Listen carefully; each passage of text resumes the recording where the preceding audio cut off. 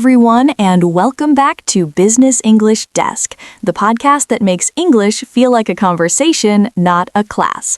I'm Laura. And I'm Jamie. And okay, I have to start today with a confession. Ooh, already? Already. So I was helping a friend practice English last week, right? And she said, I need to make my homework tonight. Oh. And I paused because I knew something was off. But for like half a second, I thought, wait, is she right? No, you didn't. I did, just for half a second. And I've been speaking English my whole life. That is exactly why we're doing this episode today. Because do and make, these two tiny words, they mess with everyone. Everyone, no exceptions. And if you've ever frozen mid-sentence going, wait, do I do a mistake or make a mistake? Make. It's make. He knows now. But the point is, you are so not alone if this trips you up. It's one of the most common mix-ups we see from English learners at every level. Every single level. But here's the good news. By the end of this episode, you're going to have a real feel for when to use each one. Not just memorized phrases, but an actual instinct. And that's the goal, right? Not reciting rules, actually thinking in English. Yes. Okay, before we dive in, if you haven't subscribed to Business English Desk yet, please do. It's free, it helps us a ton, and you'll never miss an episode. All right, let's get into it. Let's go. Okay, Jamie, let's start with the real question. Why do people mix up do and make so much? Like, what's actually going on? Okay, so I have a theory. Oh, I love a theory. So in a lot of languages, and I mean a lot, there's basically one word that covers both do and make. Like one word does both jobs. Right. So when learners come to English, they're like, okay, it's the same thing, easy. And then English goes, bzz, nope. Exactly. English decided these are two different words with two different feelings, and it does not care that other languages disagree. English is stubborn like that. Very. And here's the other thing. Native speakers don't actually think about this. Like I would never stop mid-conversation and go, let me consider whether this is a do or a make situation. It's just automatic. It's habit. It's what sounds right. Which is actually great news for learners, because that means the goal isn't to memorize a giant list of rules. The goal is to build the habit until it feels natural. And that's exactly what we're doing today. We're building the feeling, not just the rule, the feeling. So take a breath, relax, and let's do this. See what I did there? Let's do this. Already using it correctly, and we haven't even started. Okay, here is the foundation, the one idea that's going to make everything else click. Ready? Ready. I say do is about the activity, the task, the process.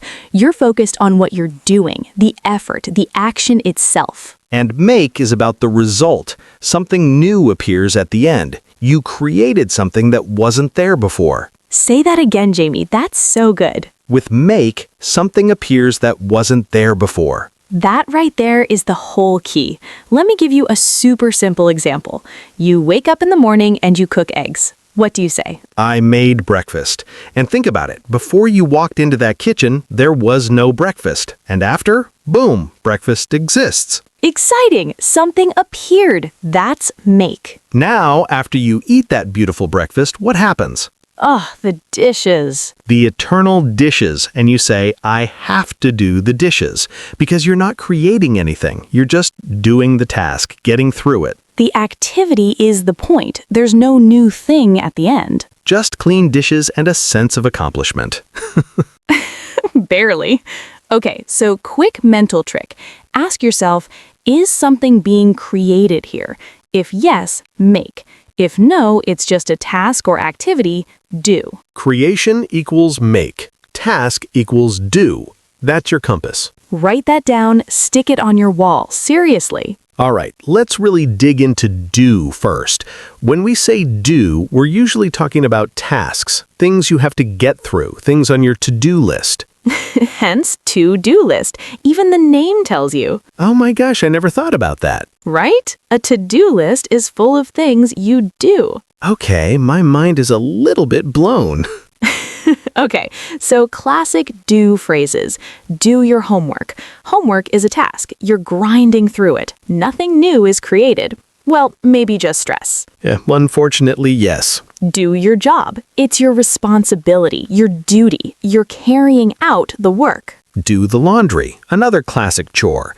You're doing the activity, sorting, washing, folding. None of that creates anything new. And a big one for professionals, do research. You're going through the process, reading, searching, analyzing. The research is the activity. Or do a presentation. Wait, actually, hold on. Is it do or make a presentation? Ooh, great question. You can actually say both depending on what you mean. Really? Yeah, do a presentation focuses on the act of presenting it, like performing it. Make a presentation focuses on building it, creating the slides, putting it together. Oh, so I spent all weekend making the presentation. I built it. And I did the presentation on Monday. I delivered it. Exactly. Same topic, different angle. The language follows the meaning. That's so cool. English is actually logical when you look at it this way. It really is. Okay, so do summary. Tasks, duties, chores, responsibilities, activities where the doing is the point. If it feels like work, it's probably do. If it feels like work, do it. Literally. Okay, make. And I genuinely love this one because once you feel it everywhere. The creation word. The creation word. So make is for when something new comes into existence because of your action. The world is different after a make moment. That is poetic. Okay, let's do some examples. Make a decision. Before, you were going back and forth, weighing options, and then bam, a decision exists. You made it. Make a plan. Before, chaos. After, structure. You created something. Make money. Before, no money. After, money. Very satisfying result. Very satisfying. And here's a really important one that trips people up all the time. Make a mistake. Yes, and this one makes so much sense when you think about it. A mistake didn't exist before you did the thing. Then you did the thing and the mistake appeared. You created it. Accidentally. Accidentally created it, yes, but still, it's a result, something that now exists, so it's make. This is the one I'd say is the number one mix-up we see. People say, I did a mistake. Super common. And it's just, I made a mistake, because the mistake is the result. And professional English is full of make phrases. Make a suggestion, make an offer, make progress, make an impression. All results. All things that didn't exist before, and now they do because of your action. So make test. Ask yourself, did something new appear because of this? Yes, make. Love it. Okay, this is my absolute favorite part. We're putting them head to head. Same situation, and we're going to feel why one sounds right and the other sounds wrong. Round one, do work versus make work. Okay, do work is natural. You're going through the process, putting in the effort. Make work sounds like you're creating extra unnecessary tasks for people, like a bad manager who makes more work for everyone. Yes, completely different vibe. Round two, do a plan versus make a plan. Make a plan natural. You're building something. A plan comes into existence. Do a plan? That just sounds lost. Like, where's the plan going? It sounds like the plan is a task on someone's list, but it doesn't quite land. Round three, and this is a big one, do a mistake versus make a mistake. Make a mistake, correct, natural, something we all do every day. Do a mistake just sounds off, like you're performing the mistake on purpose. Like it's a hobby. Oh yes, I do mistakes every Tuesday. Stop. Okay, one more. Make the dishes versus do the dishes. Do the dishes? Everyone's least favorite task. You know the feeling. Make the dishes sounds like you're in a pottery class. You're at the wheel going, I'm making dishes. Completely different meaning. See, this is why the feeling matters so much. The wrong word doesn't just break the rule, it changes what you're actually saying. And when you know the feeling, you catch yourself before the wrong word comes out. That's the goal. All right, let's get into the most common mix-ups. And listen, if you've said any of these, please do not feel bad. These are mistakes that happen across all levels. Truly, we've heard these from beginners and from people who've been learning for years. Okay, number 1, make homework. Ah, yes, the classic. And I completely understand the instinct because homework feels like something you're producing, right? Like you're creating answers. But no, homework is a task, a duty. Your teacher assigned it, you have to get through it. There's no new thing at the end. Do homework. Always, every time. Number 2, do a decision. Oh, this one. People say, I need to do a decision about this. And again, totally logical thought process. You're going through the steps of deciding. But that process creates something, the decision itself. The decision is the result. Make a decision. You're bringing a choice into existence. Number 3, and we already touched on this, do a mistake. You're not performing a mistake. You're accidentally creating one. It appeared because of something you did. Make a mistake. Always make. And number 4, this one comes up a lot in professional settings, make research. Ooh, yes, people say, I made some research on that topic. And research is a process. You're going through it, working through it. Nothing new is being produced.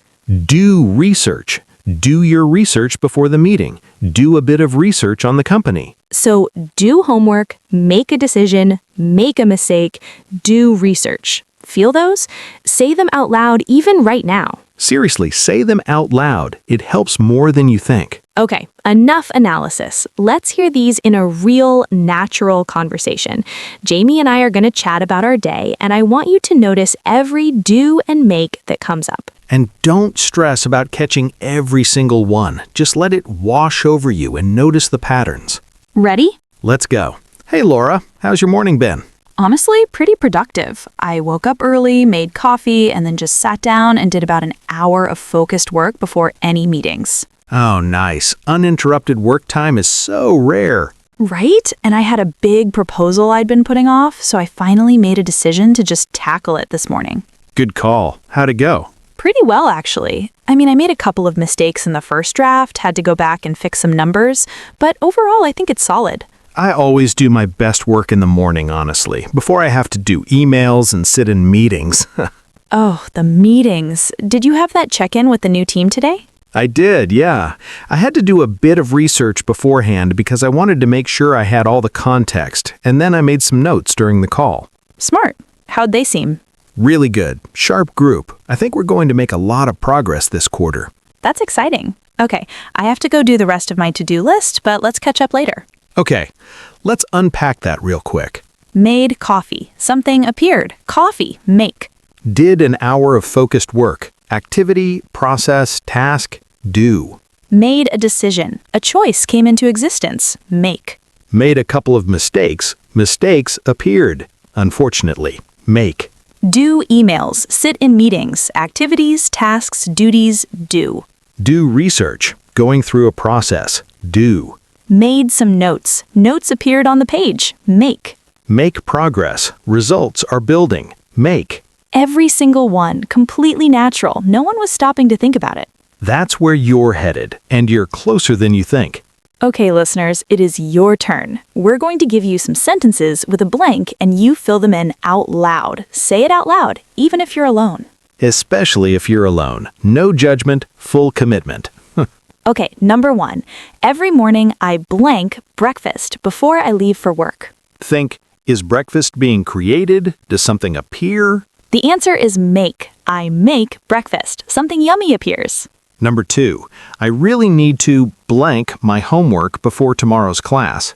Is it a task, a duty, something on the to-do list? Do homework. Always do. It's a task. Number 3, professional one. She stayed late to blank some research for the client pitch. Process or creation. You're going through information. Do research. The research is the activity itself. Number 4, he accidentally blank a mistake in the contract. Did something appear? Did a mistake come into existence? Made a mistake, and hopefully someone caught it. Number 5, the big one. We need to blank a decision about the new hire by Friday. What happens at the end of the deciding process? A decision. Make a decision. It gets created. It comes into existence. To you listeners, if you got all 5, amazing. If you got 3 or 4, also amazing. If you got 1, still amazing, because you're practicing, and that matters. Now, here's the real challenge. Make up your own sentences. Tell us in the comments, what do you do every day and what do you make? Like, every day I do my job and make dinner. Simple, real, perfect. We read every single comment and we love seeing your practice sentences. Drop them in. All right, friends, let's bring it home. Quick recap. Do. Tasks, activities, duties, processes. The doing is the point. Nothing new is created. Make. Results, creations, things that appear because of your action. Something new exists at the end. Your 2 questions. Is something being created? Make. Is it just a task or activity? Do. And the most important reminder of all, making mistakes with do and make are completely, totally, 100% okay. It's part of the process. Every time you catch yourself and correct it, you're rewiring your brain. It gets faster. It gets more automatic. That's literally how language acquisition works. So be patient with yourself and keep going. And honestly, native speakers mix these up sometimes too, so you're in good company. You are doing so well. The fact that you're here, listening, practicing, it adds up. It really does. Keep showing up. All right, if this episode helped you, please subscribe to Business English Desk and share it with someone who's learning English too. And leave your practice sentence in the comments. We genuinely want to see it. Until next time, keep building those habits, keep feeling the language, and keep going. See you in the next one. Bye.